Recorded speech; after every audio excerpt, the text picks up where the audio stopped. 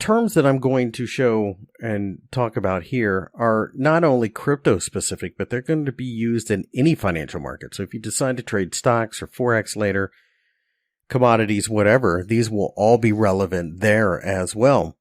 There are some very basic terms which are pretty straightforward. So, for example, one would be the 52-week high and the 52-week low.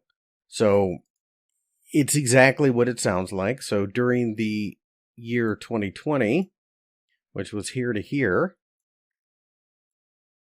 the 52-week low was the lowest price during that year. The 52-week high was the highest price. So it was just a little under 42,000.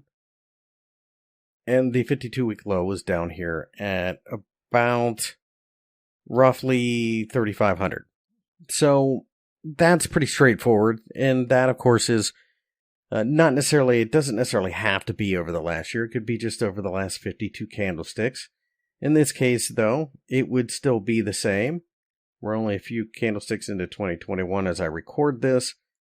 The low, the high, they're at the same spot. So basically, over the last year, the highest and lowest prices found. Pretty straightforward. There's also the bid, ask, close, and high. So the bid is what people are willing to pay for an asset. So you are bidding to buy it.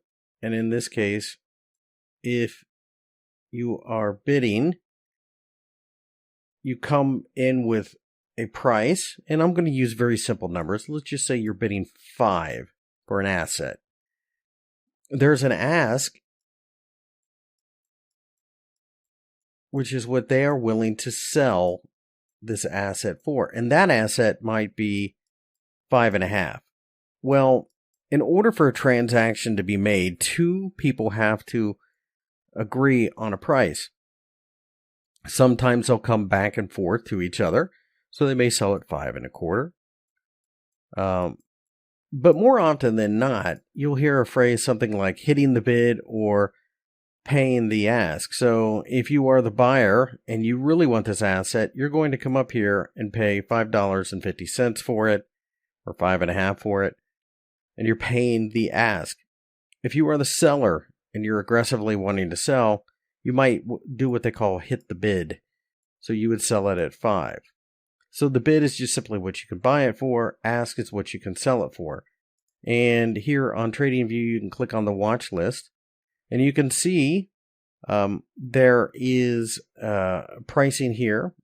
And notice how the prices aren't quite the same. And that's because there's a bid and an ask.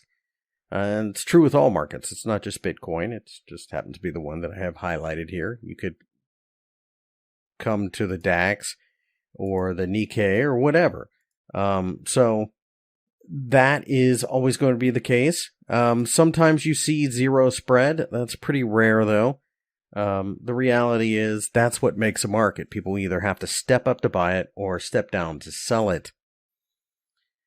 There is an uptrend, or what is known as a bull market, and that is clearly an uptrend. We are rising. We are going higher. That's an uptrend. There is a downtrend. So in 2018, when Bitcoin got to be so overbought and then sold off, that's a downtrend. It's also known as a bear trend. So bull is up, bear is down. There's, of course, sideways, which is really what it sounds like. It's just the market going sideways. A lot of times people refer to that as consolidation. So let me go ahead and go to a lower time frame. Let's go to a daily chart. So we've had a bull run or an uptrend, and then we just kind of go sideways. Well, sideways, consolidation, it's kind of the same thing, really.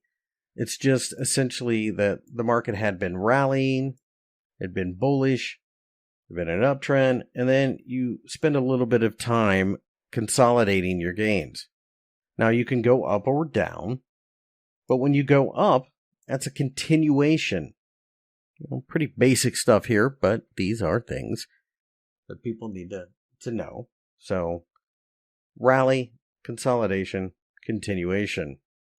There is a couple of phrases, swing high and swing low. So let me go to the hourly chart. So a swing high means that the market swung high and then turned away from it. So that's your swing high. Just as this was a swing high back then, this is a swing low. High, low, high, swing low, start to rally. These are useful to identify trends. There's a high, there's a low, there's a higher high, there's a lower low. So that is an uptrend. Granted, it's not always going higher, but when you extrapolate this out to, say, like a daily chart, a weekly chart, it begins to look more like this.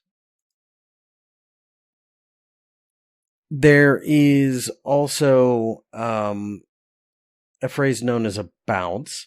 So a bounce typically happens after a significant sell-off. So right here, you can see that it sold off and then it bounced up a little bit. That would be the exact opposite of something called a pullback. A pullback is what it sounds like. We pull back from the trend and continue. These are healthy and they're very common. It's just the way markets move. You can't go directly from point A to point B without having some people stepping out or selling or whatever. There's a million reasons why somebody gets in and out of a market. There is the phrase go long. That means buying. Go short means you're selling. So up here at the swing high, you might want to short Bitcoin as we break down from there. Just as when you are consolidating, so we rallied and we're consolidating here. Now you're continuing on this breakout, and that's what it is called when you break out of consolidation. You might want to go long.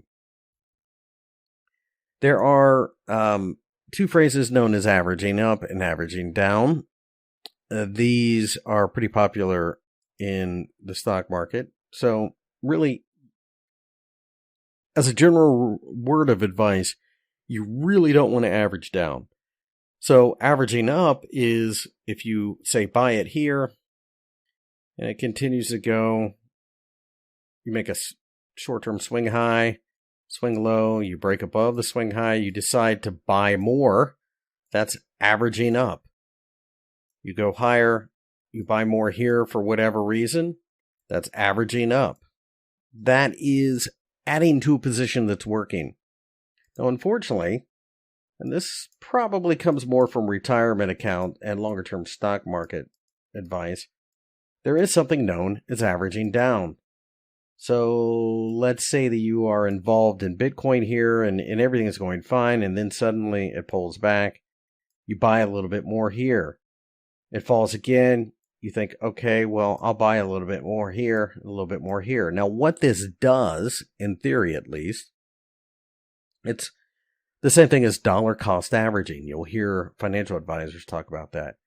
Well, if you buy at 10 and you buy again at 5 and you buy again at 1, well, every time you buy at a lower level, it brings down the average price of all three entries from 10, in this case, $7.50. And then in this case, it would be somewhere near like 3-ish, maybe 4, somewhere between 3 and 4. That's because maybe you have one, for example, one Bitcoin, and of course these aren't real numbers, but if you buy one Bitcoin at $20, for example, and you buy another Bitcoin at $10, well, that's the same thing as having two Bitcoins at a base price of 15. As the markets move, for example, at $15, this would be $5 positive. This would be $5 negative, and it becomes a wash. It's your cost basis. The idea is that if you average down, then you can bring that cost basis down. Now, the problem with this is sooner or later you're going to average down and the market's going to keep going lower. So if you average there and there and there and maybe there, you think, okay, it's going to recover, and then there again and then there again, the market may not go to zero, but your account may be blown. In other words, wiped out before it recovers. So averaging down, never a good strategy. Unfortunately, a lot of people do it. It's part of human psychology. You're trying to make your position more profitable at a lower level. It can be like a retirement investment strategy. If you're going to buy like stock that you're going to hang on to for 30 years, that's a different scenario. But in crypto, that's not what you're doing. So those are some very basic terminology that you'll need to know. I encourage you to watch this video again, go through all of this, and then